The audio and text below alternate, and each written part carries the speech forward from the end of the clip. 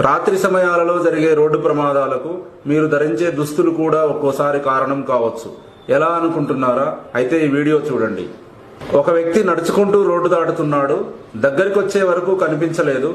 దీనికి కారణం అతను బ్లాక్ షర్ట్ వేసుకోవడమే. రహదారులపై రాత్రి సమయాలలో బైక్ నడిపేవారిని మరియు నడుచుకుంటూ వెళ్లేవారిని వాహనాలు ఢీకొడుతున్నాయి. ఈ ప్రమాదాలలో కొందరు గాయపడుతున్నారు, కొందరు మరణిస్తున్నారు.